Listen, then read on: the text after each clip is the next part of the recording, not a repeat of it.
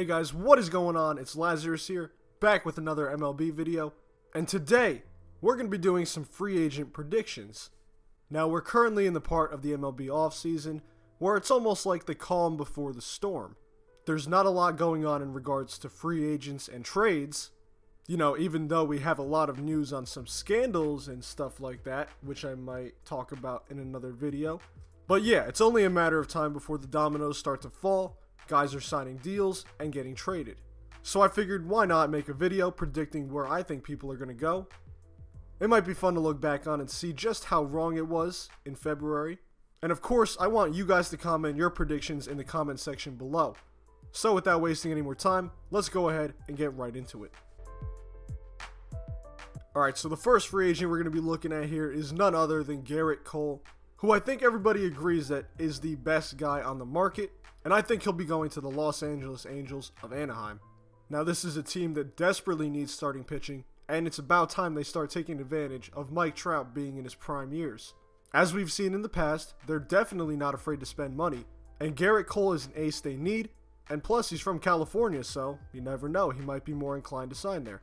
A lot of people are saying he might go to the Yankees, but if the last few years show us anything, it's that they don't really want to spend on big free agents anymore. So I could see the Angels being the most likely spot for Cole. They have a history of overpaying big free agents, and since starting pitching is a big need of theirs, the fit is definitely there. Next up, we're going to be looking at Anthony Rendon, who I believe will be a former Washington National, and the newest Philadelphia Philly. Now, I'm just kind of going out on a limb on this one, because I think it's fun, but, you know, after winning the World Series, everyone knows how good Anthony Rendon really is, and he's going to get paid some serious guap in this offseason.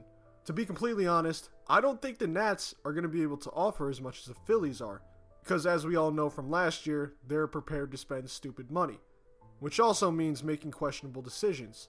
Rendon is turning 30 next year, so chances are he's going to take the best chance at the most money he can get.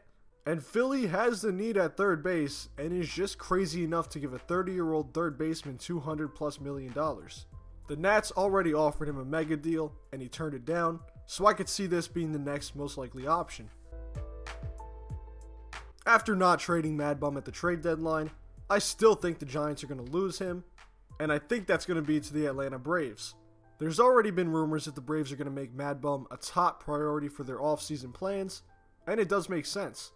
They're a team full of young position player talent, and they could use some starting pitching help to solidify the boat. Mad Bum comes with a ton of experience and would be a good mentor to this Braves team. But ultimately, it's going to come down to how much he wants to go to Atlanta and how much money they're going to offer him. But if I was them, I would be offering him a lot of money and trying to get that deal done as soon as possible. Next up, we have Stephen Strasburg, who I believe will be going back to the Washington Nationals.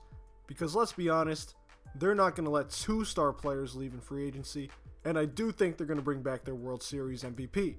You know, even though he has the whole Scott Boras being his agent, Strasburg ultimately will have the final say in where he goes, and I think he likes Washington enough to even maybe take a little hometown discount.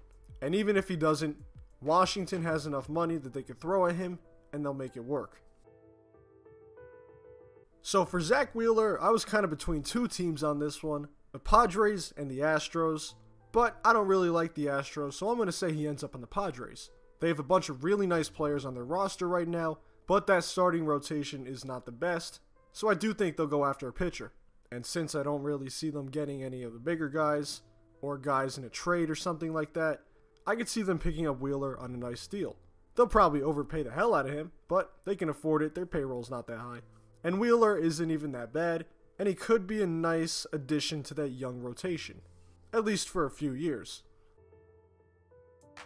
Next up, we have Josh Donaldson, and I think he's going to be going to the Cardinals, because there's been rumors of him going there for the last few years now, and it might just be about time he joins a team.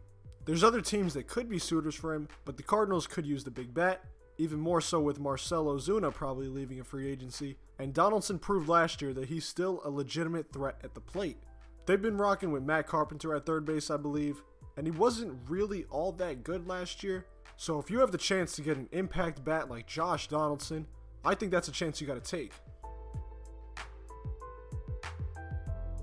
Next up, we have Hyun-Jin Ryu, and I think he'll be going back to the Dodgers. And he put up a really solid 2019 season, and for about 3/4 of it, he was one of the best starters in the entire league.